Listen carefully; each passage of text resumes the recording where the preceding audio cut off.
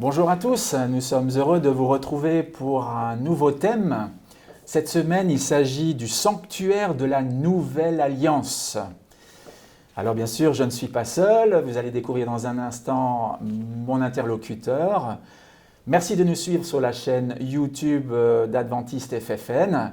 Si vous n'êtes pas abonné, c'est le moment de le faire. Et puis pour nous rendre plus visibles, merci de liker cette vidéo.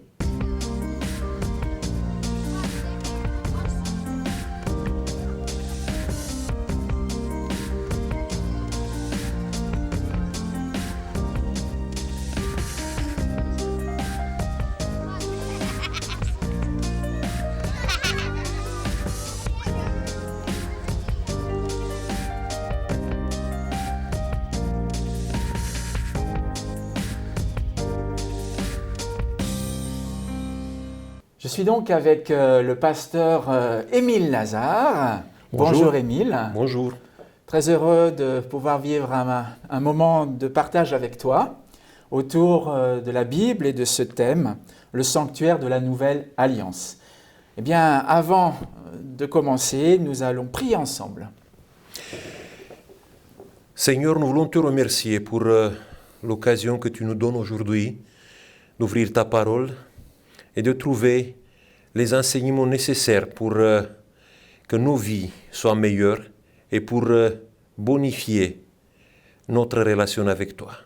Nous voulons te demander que par ton Saint-Esprit, les sujets que tu nous présentes aujourd'hui soient éclairés. Au nom de Jésus, Amen.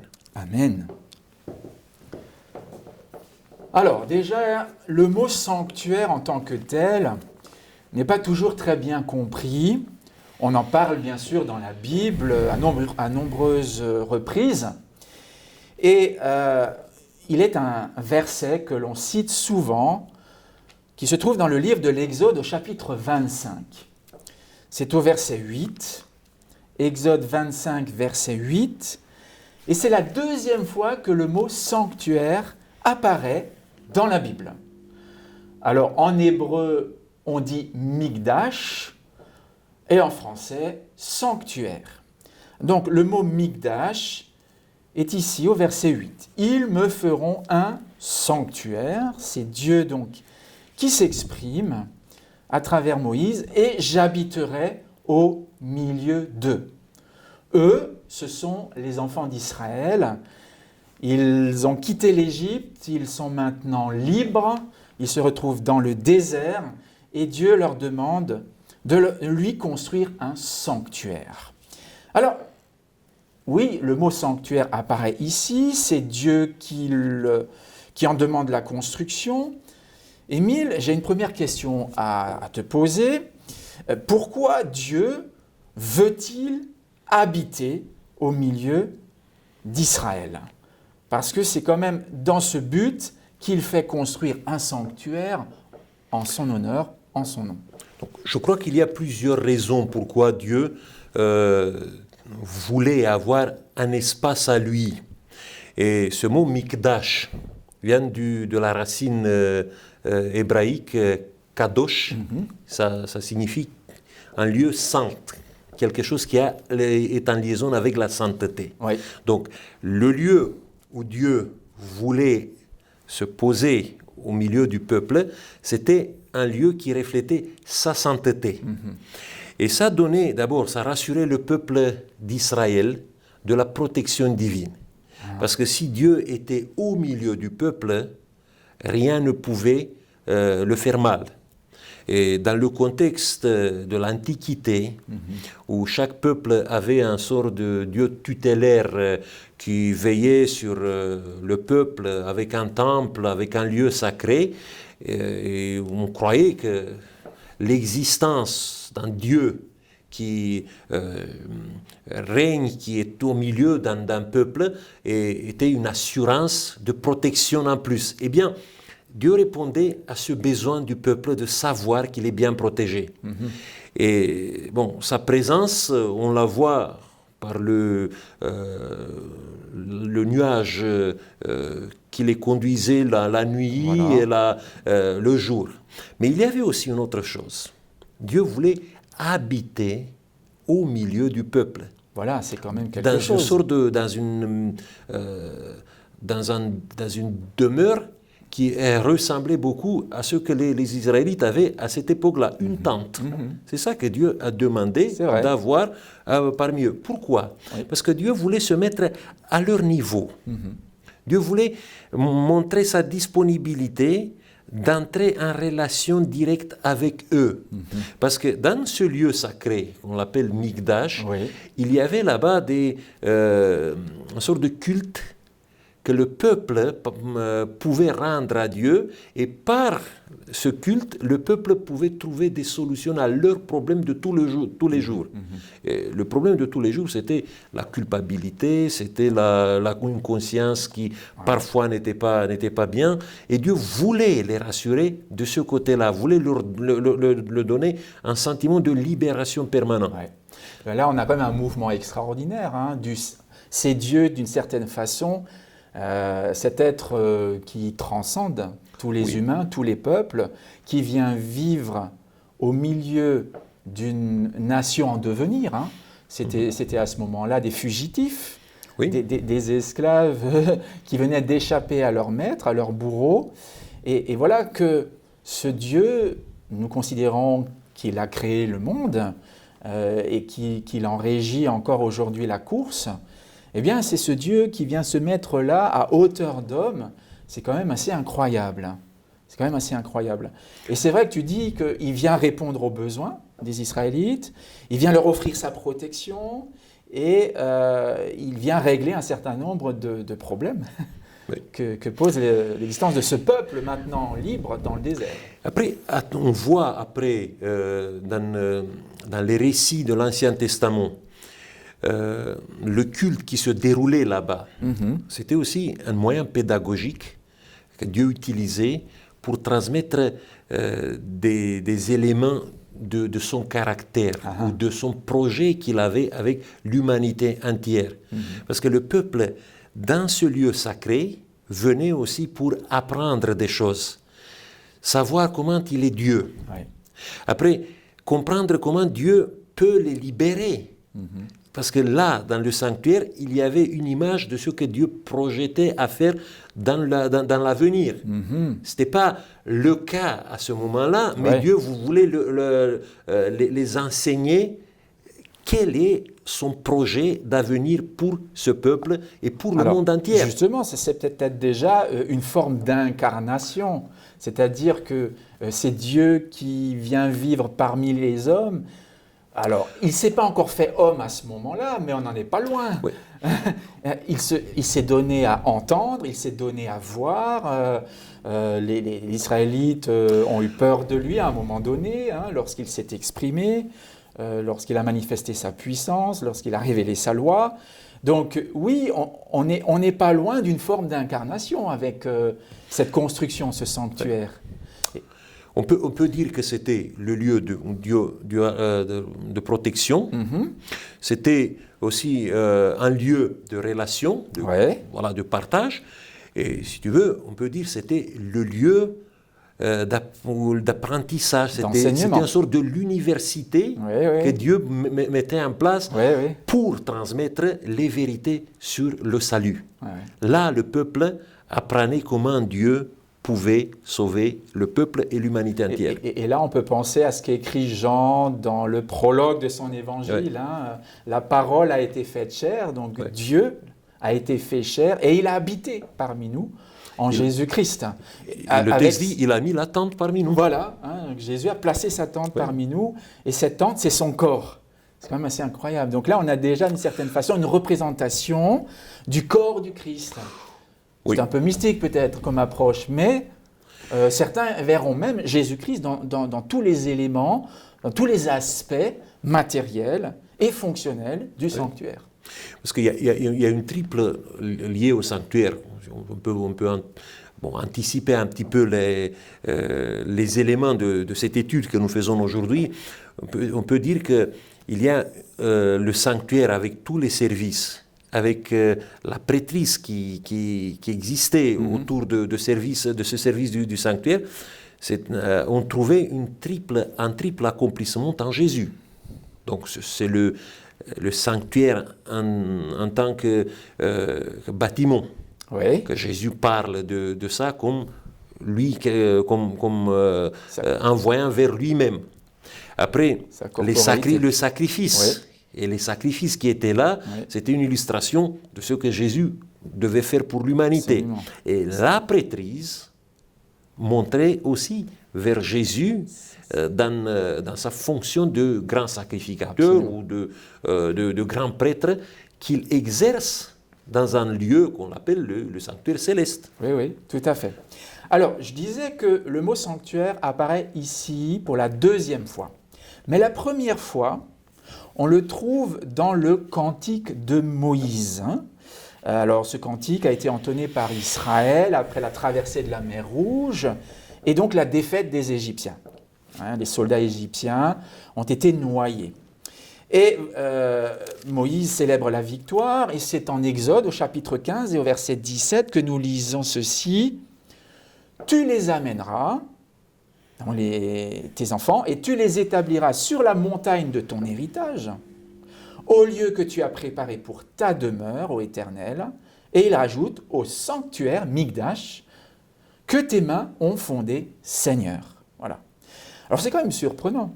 Moïse qui parle d'un sanctuaire avant même qu'il soit question de le construire. Et il mentionne le sanctuaire que Dieu lui-même a fondé ou créé de ses mains. Et on retrouve cette idée dans l'Épître aux Hébreux. Plus tard, donc, un sanctuaire qui n'a pas été créé de main d'homme. Mais qui est l'œuvre, donc l'ouvrage de Dieu lui-même. Alors, de quel sanctuaire, d'après toi, s'agit-il ici ? Est-ce que ce serait déjà le sanctuaire de la Nouvelle Alliance ? Ou en tout cas, comment tu vois ? On peut dire que peut-être Moïse savait un peu plus à ce moment-là, mais en même temps, on peut dire que c'était une pensée déductive que Moïse peut-être a utilisée. La rencontre que Moïse a fait avec Dieu, c'était dans le buisson ardent. Et oui. À ce moment-là, qu'il a reçu l'appel. Il y a une voix qui dit à Moïse qu'il faut ôter les souliers de ses pieds, parce que le lieu où il se trouvait était un lieu sacré, sacré par la présence de Dieu. Ça veut dire que c'était une sorte de Migdash là-bas. Absolument. Donc il a compris que Dieu peut se révéler, il veut se révéler au peuple dans un endroit qu'on peut l'appeler Migdash. Parce que c'est pour ça que le peuple est sorti de l'Égypte, pour aller vers cet endroit où se trouvait, on peut dire, la présence de Dieu, la montagne de Dieu. Oui, c'était déjà la montagne de Dieu. Oui. Il est possible qu'il fait référence déjà à ça par une pensée déductive. Il y a aussi une autre chose qu'il dit à Pharaon. Quand il demande à Pharaon de laisser Israël de sortir d'Égypte, il ajoute qu'il faut les laisser sortir pour apporter des sacrifices à un endroit que Dieu va leur montrer. Exactement. Et les sacrifices, à l'époque, on ne pouvait pas les faire même comme par exemple comme au temps d'Abraham. Abraham, il construisait un autel et il faisait un sacrifice là-bas. On était un peu plus dans une sorte de... comment je peux dire, les gens se sont spécialisés. Les endroits où il y avait les sacrifices, c'était ces migdash, ces temples sacrés. Oui. Et il est possible que dans sa pensée, Moïse, il a fait la déduction que peut-être il y aura un lieu comme ça que Dieu va établir. Mais il est aussi possible qu'il savait beaucoup plus. Et qu'au moment où il y a eu cette révélation que Dieu lui a montré comment il va construire le temple, le sanctuaire, dans les il y avait des détails. Mais je crois aussi qu'il y a cette possibilité qu'en grande ligne, déjà Dieu lui a suggéré, lui a transmis, bon voilà, le peuple va arriver dans un endroit. Et dans cet endroit-là, il y a cette révélation, il y a cette proximité que Dieu va établir à travers un lieu spécial. Effectivement. Et on verra plus tard dans les psaumes que le sanctuaire céleste, donc la demeure de Dieu, Oui. est bien connu. Ouais. Hein, les psalmistes se tournent vers Dieu, lui demandent par exemple d'agir à partir de son sanctuaire, à partir du lieu de sa demeure, hein, et de juger les hommes ou d'offrir sa protection, comme tu disais. Oui. Dans la conception monothéiste qui existe chez les Israélites, ce sanctuaire qui était sur la terre, on peut dire que c'était une sorte de résidence secondaire de Dieu. Plutôt, oui. Parce que Oui. le vrai lieu où se trouvait Dieu, c'était là-haut. Absolument. Et bon, il y a des textes qui disent que même les cieux ne pouvaient pas contenir la personne de la divinité. Salomon, dans sa prière de dédicace, oui, les cieux des cieux, hein, Seigneur, ne peuvent te contenir. Mais nous avons besoin toujours des éléments symboliques, parce que nous sommes assez limités. Et notre vision, parfois, elle est limitée à ce que nous voyons, à ce que nous vivons dans notre existence. Et Dieu nous descend dans notre niveau et il essaie de poser quelques images comme ça pour que nous pouvons comprendre des réalités qui nous dépassent. Nous dépassent largement. Par exemple, ce sanctuaire du désert est quelque chose de tout petit finalement, hein, par rapport aux cieux et aux cieux des cieux qui ne peuvent même contenir au temple de Salomon, la présence de Dieu. Oui, évidemment. Parce que c'était une demeure très modeste, vraiment très modeste. Alors, je t'invite maintenant à lire avec moi un texte dans l'Épître aux Hébreux, parce que l'Épître aux Hébreux fait la part belle au sanctuaire, hein, évidemment. S'il y a bien un texte ou un livre du Nouveau Testament qui parle de la Nouvelle Alliance et du sanctuaire de la Nouvelle Alliance, c'est la lettre aux Hébreux, ou le sermon, diront certains, plutôt aux Hébreux. Alors, moi je te propose de lire les premiers versets du chapitre 8. J'ai un titre, là, c'est Jésus-Christ, médiateur de la Nouvelle Alliance. Jésus-Christ, médiateur de la Nouvelle Alliance. Et on commence par dire que le passage là est vraiment capital, hein, puisqu'il s'agit du point capital de ce qui vient d'être dit. Et je continue, c'est que nous avons un tel souverain sacrificateur, donc grand prêtre, qui s'est assis à la droite du trône de la majesté divine dans les cieux, comme ministre du sanctuaire et du véritable tabernacle, qui a été dressé par le Seigneur et non par un homme. Tout souverain sacrificateur est établi pour présenter des offrandes et des sacrifices. Il est donc nécessaire que celui-ci ait aussi quelque chose à présenter. S'il était sur la terre, il ne serait même pas sacrificateur, puisque là sont ceux qui présentent les offrandes selon la loi. Il célèbre un culte, image et ombre des choses célestes, comme Moïse en fut divinement averti lorsqu'il allait construire le tabernacle. Aie soin, lui fut-il dit, de tout faire d'après le modèle qui t'a été montré sur la montagne. Mais maintenant, il a obtenu un ministère d'autant supérieur qu'il est le médiateur d'une alliance plus excellente qui a été établie sur de meilleures promesses. Bon, ce passage est riche. Oui. Il y a beaucoup à dire, n'est-ce pas? Alors déjà, on découvre avec une certaine surprise que Jésus est déclaré souverain sacrificateur. Tu peux nous dire rapidement ce qu'est un souverain sacrificateur, quelle est sa fonction et pourquoi la Bible donne-t-elle à Jésus ce titre?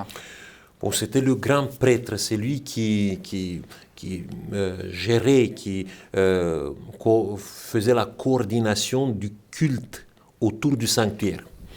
Et il avait une spécificité, il était oint. Donc il avait une... il était entrôné, si on peut dire, par une cérémonie spéciale. Et on pouvait l'appeler l'oint du Seigneur. Oui. Comme le roi et comme le prophète. Ah. Et maintenant, quand on parle de Jésus, Jésus, il est appelé Mashiachou, c'est lui qui a été oint. Oui. Et c'est pour ça que Jésus, il unit dans sa personne, dans son ministère, les trois éléments de l'onction de l'Ancien Testament. Donc tu veux Il dire est à la fois le roi, qu'il est roi, il est prêtre, prêtre et il est prophète. Prophète, par excellence. Non seulement qu'il les unit, mais on peut dire que c'est le seul roi, et c'est l'unique sacrificateur qui nous reste. C'est pour ça qu'il est on peut dire le grand sacrificateur et l'unique qui nous reste. Et je te donne un texte qui se trouve en Hébreux chapitre 7. Oui. Je ne sais pas si tu l'as repéré. Dans le chapitre précédent. 7, le verset 24, où on dit « Mais lui, de Jésus, parce qu'il demeure éternellement, possède un sacerdoce qui n'est pas transmissible. » C'est pas un lévite, c'est pas un descendant d'Aaron. Ça veut dire que la prêtrise, dans le sens de l'Ancien Testament, la prêtrise préfigurée dans le temple, dans le sanctuaire de l'Ancien Testament, ce type de prêtrise trouve l'accomplissement complet pleine en Jésus-Christ. Et c'est pour ça qu'aujourd'hui, on ne peut pas parler, par exemple, ni du pasteur, ni des prêtres de diverses églises, comme des prêtres qui continuent la tradition de l'Ancien Testament. On n'est pas dans ce type de ministère. Le seul ministère, on peut dire sacerdotal, que nous avons aujourd'hui, c'est dans le ciel, dans la personne de Jésus-Christ. Dans la personne de Jésus-Christ. Et si tu veux, on peut ajouter ça par rapport au prophète. Bon, il y a le don de la prophétie. Mais un prophète, dans le sens de Jésus-Christ, on n'a pas. C'est lui qui est le deuxième Moïse. Donc c'est lui qui a libéré, qui a sorti le peuple, qui conduit le peuple dans le pays de Canaan. Nous pouvons avoir des flashs prophétiques, nous pouvons avoir des gens qui peuvent s'inscrire dans un ministère prophétique, mais on n'est pas le prophète. Effectivement. On est des prophètes. Donc dans ce texte, on voit donc ces trois ministères, le ministère de prophète, le ministère du roi et qui sont celui unis du prêtre. dans la notion du Mashiachou, de loin. C'est pour ça que Jésus vient et Paul dit ici que s'il était sur la terre, il ne pouvait pas être dans le sacerdoce, parce que le sacerdoce qui était établi sur la terre était un sacerdoce qui était limité à la maison d'Aaron. Mais lui, il dit, il est au-delà de ça. Il est au-dessus de tous ce type de sacerdoce. Tu remarqueras avec moi qu'il s'assied à la droite du trône du Père, dans le sanctuaire. Parce qu'il est le prêtre roi. Donc il est dans cette fonction. Donc là, il est dans mais le lieu. Il règne en tant que prêtre. Il est dans le lieu saint d'une certaine façon. Il est à côté de son Père, qui est assis sur son trône, et il partage son règne. Il partage le règne. Et bon, il y a le texte que peut-être tu connais de Philippiens chapitre 2, qui dit que ce texte qui nous dit que parce que Jésus, il s'est humilié, Dieu l'a élevé au-dessus de tout. Et il lui a donné, il lui a confié le règne, mais pas parce qu'il est Dieu, mais parce qu'il est humain et il représente, si tu veux, l'humanité triomphante. Et c'est ça que nous devons comprendre. Et pourquoi nous avons besoin de ce ministère de Jésus dans le sanctuaire céleste? Quelle importance faut-il lui donner? Parce que si Jésus ne comparaissait pas maintenant pour nous devant la face de Dieu, c'est un texte du livre des Hébreux aussi, que se passerait-il? Le texte parle de la médiation d'une nouvelle alliance. Une alliance, c'est un contrat. Le contrat, c'est un contrat que Dieu nous a offert à l'humanité. Et dans ce contrat que Dieu a offert à l'humanité, Dieu s'engage de sauver l'humanité. De l'autre côté, il faut qu'il y ait un humain qui peut signer ce contrat, qui peut tenir les promesses. Et Jésus, c'est lui, en tant qu'humain, qui signe le contrat. Et grâce à la signature, grâce à l'accomplissement de ce contrat par Jésus, nous pouvons entrer dans ce projet de salut que Dieu nous a offert. On pourrait dire il a signé à la croix. Ça y est, c'est bon, c'est réglé. Pourquoi faut-il encore maintenant qu'il se présente pour nous devant la face de Dieu. Parce que nous avons besoin de savoir que Jésus il est vivant et qu'il est dans le ciel et qu'il est en train d'œuvrer tout au long de ma vie pour moi. Parce que la médiation, c'est en fait ça. On pourrait dire qu'il réalise aussi peut-être les clauses du contrat, parce que voilà, il y a quelque chose qui est prévu là. Et tout n'est pas accompli. Alors, tu parlais de promesses. Parce que, tu sais, une chose, moi je suis ici sur la terre. Quand je vais sortir d'ici, de ce studio, je vais me confronter avec ma vie de tous les jours, avec mes fragilités, avec mes faiblesses, avec toutes ces choses-là. Et à un certain moment, je peux me trouver dans la situation de dire, mais qu'est-ce qui se passe? Est-ce que ma vie a un sens? Oui. Le fait que je sais que j'ai quelqu'un qui est assis à la droite du Père, qui est en train de penser à moi, à ma vie, et qui essaie par sa médiation, parce que par sa médiation, il veut que le fardeau que je porte sur mes épaules soit transféré sur lui. Parce que c'était ça que le grand prêtre faisait. Et les prêtres... Il portait les iniquités du peuple. Quand je parle de Jésus, je dis aujourd'hui l'unique est le grand prêtre. Parce qu'on n'a pas d'autre prêtre. Il n'y a pas d'autre prêtre que lui. Et lui, il prend mes fardeaux. Dans cette médiation, il prend les fardeaux sur lui. Et donc, ça me rassure, ça me dit que je ne suis pas seul, que tout au long de ma vie, il va me suivre, il va me conduire, il va me donner l'assurance que ma libération est garantie. D'accord, donc c'est aussi un garant en fait, en quelque sorte. Parce que le mot de médiateur, c'est aussi garante. Tu peux parler de celui qui prend le fardeau, mais c'est aussi celui qui est comment je dis, qui est au milieu. Et il me semble qu'on pourrait même inverser la perspective et dire que maintenant, en Jésus-Christ, l'humanité habite à côté de Dieu. Oui. D'une certaine façon, l'humanité a déjà sa demeure dans le sanctuaire céleste, c'est-à-dire en présence de Dieu, on se comprend, parce que le sanctuaire terrestre n'a rien à voir avec le sanctuaire céleste. Je veux dire, on ne parle pas de dimension, c'est autre chose. Il ne faut pas entrer dans des détails. Comment il est le sanctuaire céleste, est-ce qu'il est partagé en deux? Parce que voilà, ce sont des détails. Un seul compartiment, ce sont des détails ou pas. Ce qui nous intéresse, c'est le ministère que Jésus fait dans le ciel et qui est un ministère illustré par ce qui se faisait dans le sanctuaire terrestre. Et j'aimerais te demander une dernière question. Alors, on dit que cette alliance plus excellente dont Jésus est le médiateur est établie sur de belles promesses, sur de meilleures promesses. Alors, il y en a plusieurs des promesses, il y en a même beaucoup. Est-ce qu'il y en a une qui te tient particulièrement à cœur? Oui, ce sont les promesses qui sont faites dans le contenu du contrat. Parce que on dit nouvelle alliance, mais en quoi consiste ce contrat? Et voilà ce qui dit Jérémie chapitre 31, à partir des versets 33.